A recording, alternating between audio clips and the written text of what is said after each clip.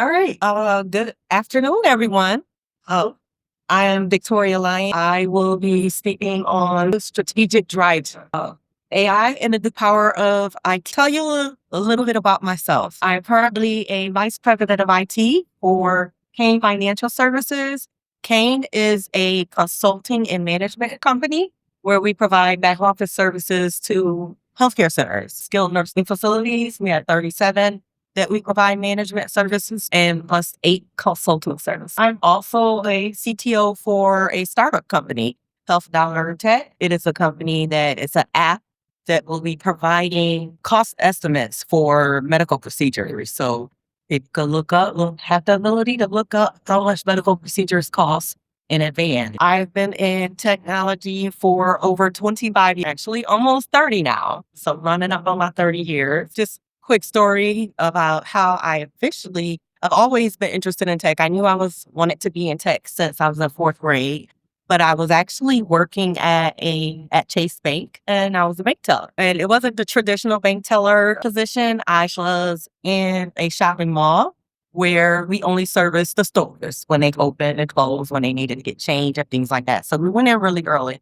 And one day a guy came in, their ATM was in the back of the hallways.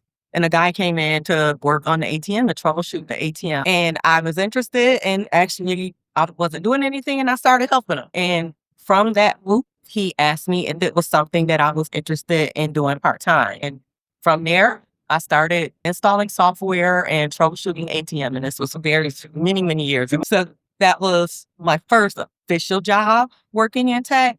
And I've been in 15 years. Out of those 20 plus years, 15 of those years have been in leadership positions as the director of applications, director of integrations for a couple companies, and then director of IT and VP of IT. One accomplishment in my career, I led a grant recovery. So in 2018, my company got hit with a ransomware attack. So I had to do a quick recovery. But what came out of it was we had to leave our current MSP, our current support. So I did a 60-day zero disruption MSP migration for 54 locations, over 10,000 employees. We had no issues. It was very seamless to get us off of that environment and with the new stuff. I'm very proud of that. I am very passionate about AI, innovation, transformation, and advancing technology with women. I have always been a believer that we need more women in technology. As throughout my career, going through conferences and different environments, we just was not represented. I was one of the few in these environments. So I'm very happy to be here and thank you all for welcoming. So did you know in most organizations that IT is still evaluated primarily on how much it costs, not how much value it creates? So if the function is responsible for keeping a business running, secure, scalable, it's still treated like an expense. What happens when AI finally makes that value visible? During this presentation, you will hear about real world examples, how I use AI, automation, analytics to eliminate waste for our organization. We identified redundancies, automated manual tasks, and cut off some unnecessary spending. We standardized the chaos. We reduced complexities in the environment and enable scalability in the environment. And then the last thing, created that financial impact, was able to provide measurable value from an IT standpoint, and we was able to quantify the outcomes. Each of these pillars translate directly to executive language, outcomes, risk reduction, and ROI, return on investment. From my presentation, I'm coming to you from 8 different standpoints. So from my executive and trying to get executive and board buy-in into what I not only does, but can do. So for decades, has been positioned as a call center and support function. What does that mean? It means that IT is necessary but invisible. It's measured by uptime, tickets, how much they spend, but not the outcomes, the value of what do the IT actually provide. We're the last to know about business and strategic moves. They bring us in on the end instead of in the beginning. There's been many times where I've had department heads and leaders come to me and they have purchased the software, or, already had a whole strategic plan about something they wanted to do. And then they bring me in at the end and it has to change because we have to think about either our infrastructure, our environment, or maybe there's a better option that they need to think about from a technology standpoint. In the beginning, when I took over our IT department, this is exactly how we would view. It was just go support. We were very reactive and it wasn't viewed as a partnership. This narrative is absolutely changing. It has already changed. It is moving forward to even more change. Why? Because AI changes everything. In 2024, 78% of companies had adopted AI and was using AI.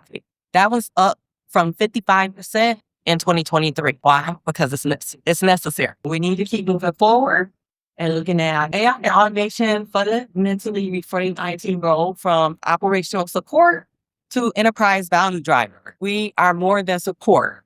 And I'm going to show you through this presentation that how we can create value for the departments and for the company as a whole. From reactive to predictive and proactive. AI enables us to solve problems in advance. So yes, we don't have to always focus on the fires and what's going on and being reactive to what's happening in the world. We now have tools that help us be more proactive. From a cost to a revenue enabler. Most IT departments are not revenue generators, but we can show that we are revenue enablers and how we help the business and help the companies. And then from order taker to strategic partner. Instead of IT just go do this, how we sit down with IT, how companies sit down with IT to figure out how do we get to the next level? What does the future look like? And how do IT add that value? So I'm going to talk about 3 case studies today, starting with automated reporting. And so we had a challenge. I got to this company and I just smiled because I'm thinking about it. It was work for me 10 years ago for a short period of time.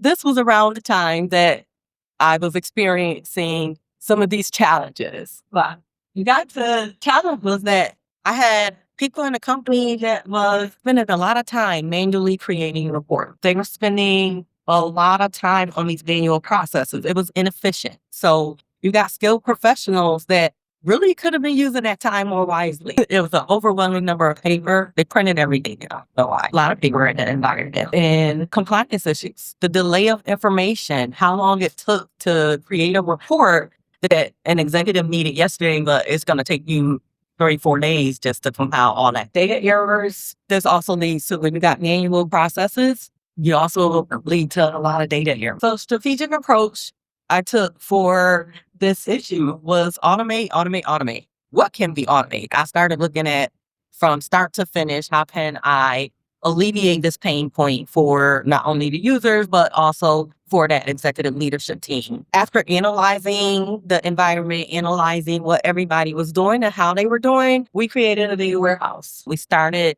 compiling data from all of the systems, financial systems, HRIS systems, clinical, payroll, because all of this data was needed for them to make business decisions. Once we did that, we created reporting, automated reporting, not manual reporting, and we built a reporting portal. So now we have reports that are sent via email. We have a portal where they can log in, run reports automatically to get this data. And they now have they can make real-time data-driven decisions. The dashboards, leadership now had dashboards where they can drill down on some of this data and they can manipulate it and view it the way they want. It was a necessary process for all of these departments because I saw where they were overwhelmed from the manual process of creating reports where they didn't have the time to function on their primary job, which wasn't reporting. It was the accountants, it was nurses, it was a little bit of everybody. So what was the business impact for that?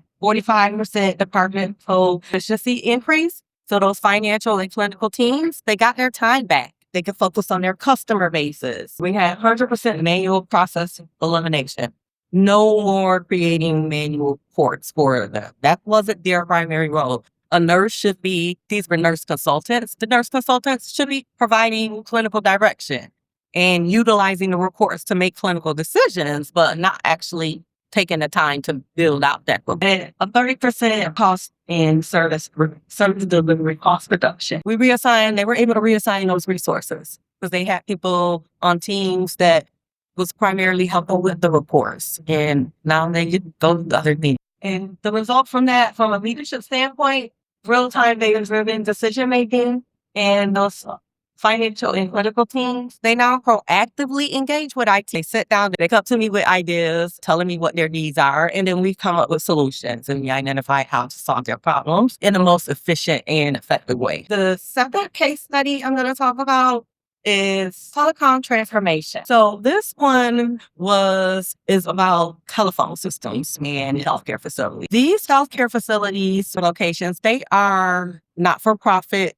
environments. So, and a lot of them had old systems. The challenge was their phone bills significantly increased. They had increases from 100 to up to 1,000%. Why?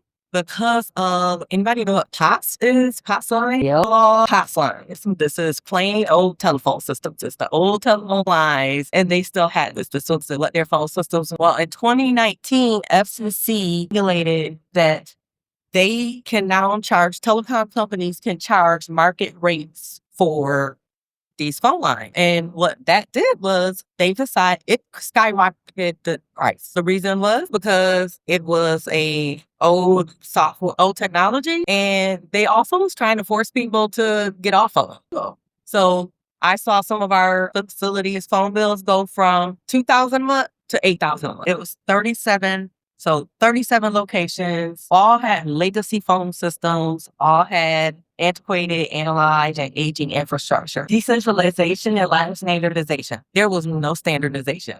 Every location had something different, was doing something different. There was no budgeting and forecasting. Nobody, the finance department, they really didn't know how much they were spending on this stuff because nobody looked at it. These were utility bills, and of course, utility bills are important, and it just get paid. So when that increase went from 2,000 to 8,000, nobody caught it. So for a period of time, they were just paying it. So one of the first things we did was analyze data. And I used AI to help analyze data because I didn't have a big team, not a big internal team to help me with this, but this was something I thought was very important and needed. We reconciled all of these invoices. I worked with the accounts payable department, pull this data, we reviewed invoices, contacted locations, some information we had to call the locations directly to get. But once we were able to pull all that information together, one thing that I found out was that it was 37 locations, but they had 110 telecom bills. So why do 37 locations got 110 telecom bills? It should be one phone bill for each location. Well, over time, because nobody was also looking at this, and these locations did things. They wanted a new fax number, and they called up the company. They got a fax number, but it was a bundle. And guess what? Company bundled them and gave them a whole bunch of other stuff they didn't need or didn't use. Or maybe they had lines that got canceled. They were resident room lines or something like that, and they were still being billed for this stuff. They had, like I said, 2 and 3 different telecom providers. Once we gathered all the information, I started my site migration. So for 37 buildings, we implemented phone systems and infrastructure because we needed to bring them all present and get them off of these antiquated lines that was now costing them so much money, but also to create that standardization across the enterprise. Validated companies. These are, like I said, they're not-for-profit organizations. So their primary goal is not to spend a lot of money, especially when it comes down to tech, to IT. I located vendors geographic that can support them and be able to support their on-site needs as well. And I work with them to consolidate and bring this together. Analytics. We developed analytics for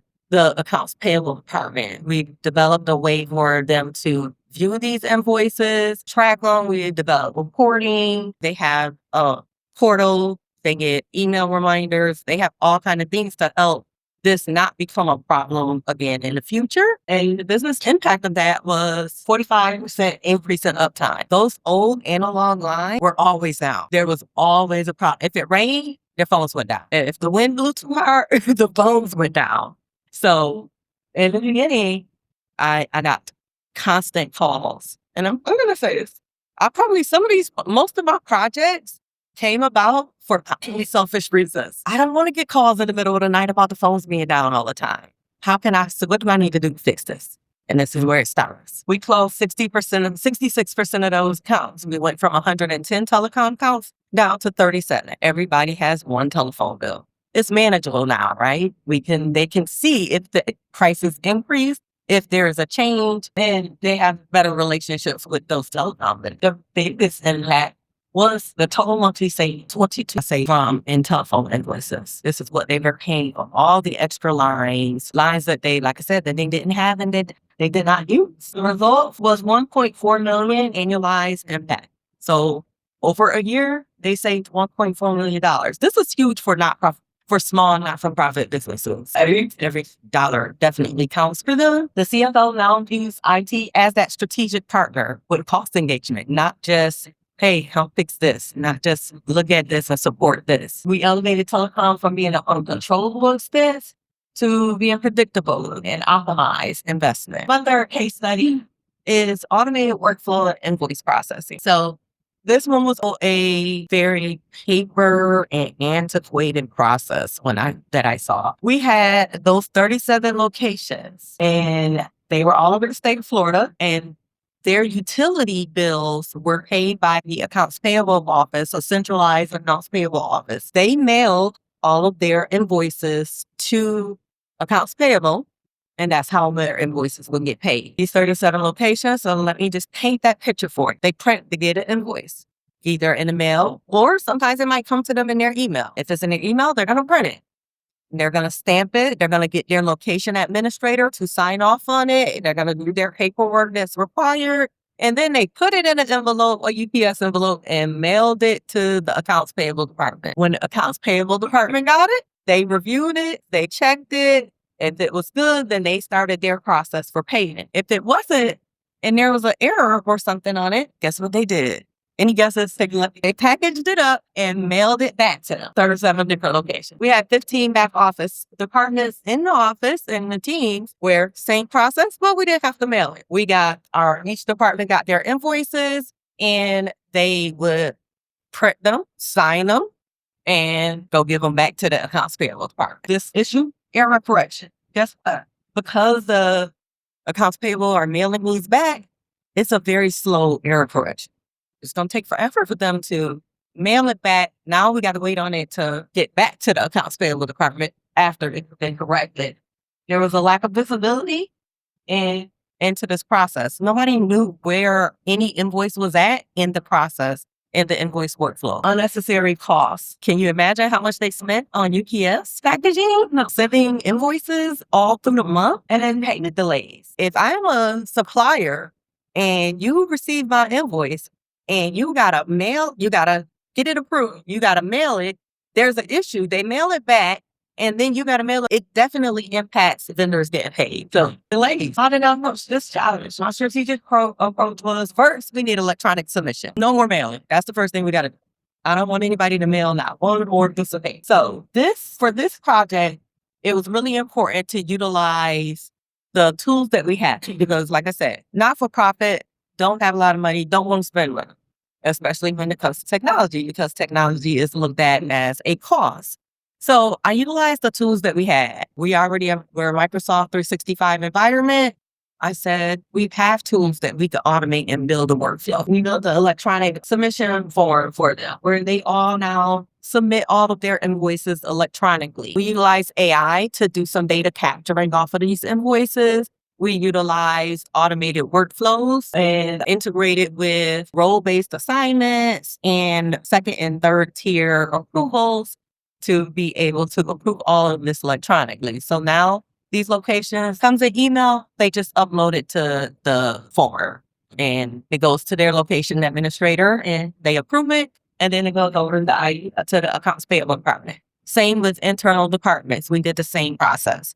We go in, accounts payable, any of them. We scan them in, we approve them, administrative assistant scan them in, and it goes to the correct routes to the correct department for it. Intelligent rejection management. If an invoice is wrong, if the amount is wrong, it doesn't match, because the data that's in the form also needs to match what is actually on the invoice. You built in with AI, intelligent rejection management. It goes back to that submitter. It lets them know why it was rejected. what they need to do to reprocess that invoice. Accounts payable already had a system in place where once they got that paper invoice, oh, I forgot to tell about it.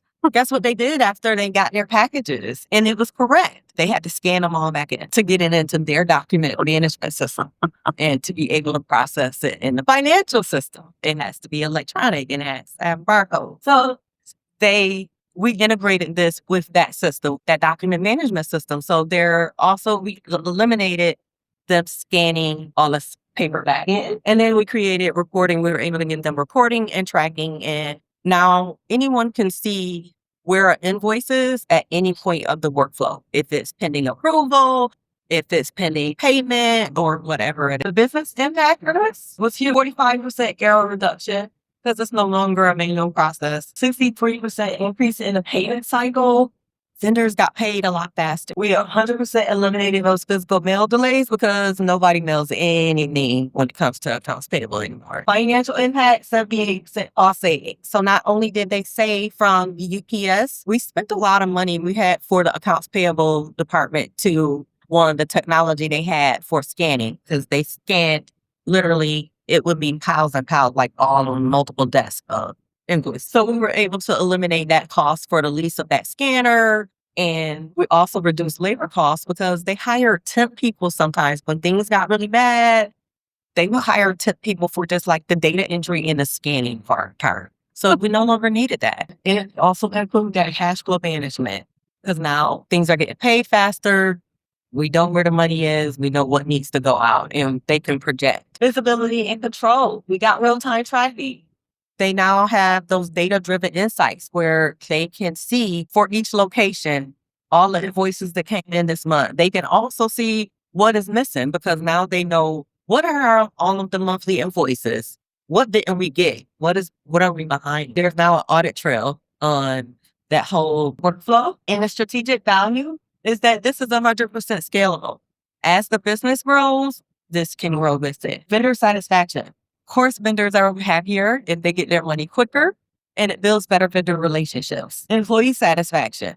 The accounts payable team, they were appreciative and they understood the value. They no longer have to sit there and scan paper back in. They don't have to manage these envelopes and this whole paper process. So they see more value in their positions alone. The result was for the operations department, there was no more manual work. Eliminated all of that manual work, no more stuffing of envelopes and managing that paper trail. The AP team capacity freed up. So like I said, they have time to now focus on the primary accounts payable function and not these manual processes that took up so much of their time. Improve their efficiency and scalability. I said that this now grows with the AP team or with the business. For the department head, remote approvals. That was one of the things I think every department head was very excited about. That now I don't get a stack of paper on my desk, and especially the CFO, because he signed off on the most stuff. And he always had a box on his desk that was just for invoices that needed his approval.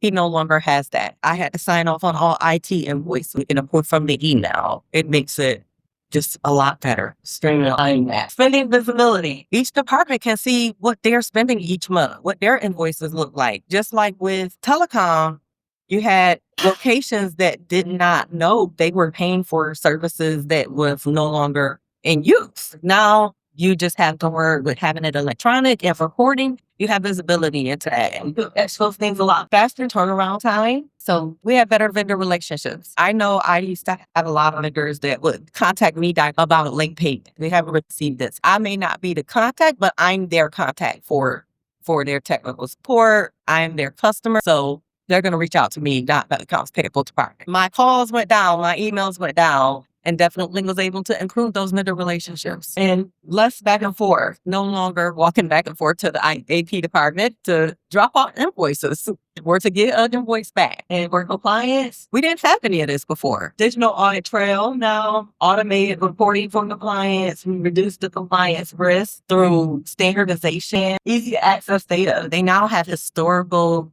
data information. Before they had none of that. So they can do look backs and they can look at, from department, from location, or even line member. So In summary, IT as a support function is a call center, is a help desk, focuses on reactive tasks. This is all true. And it will continue to be true. IT will always still do those things. However, by embracing AI, automation, and strong leadership, I can evolve into a strategic driver, focusing on innovation and businesses. AI makes value measurable. And when it's measurable, now you can see that impact. Now IT can influence. Thank you very much. Any questions? Here's my LinkedIn information. Feel free to connect with me. Did you enjoy this video? Did you learn something? Did you get value? If so, please like, subscribe, comment, and share this video. Also, I run a free school community where we do weekly Q&As and several webinars a month, and we answer all your questions that you post in the chat. So join the school community and I'll see you there.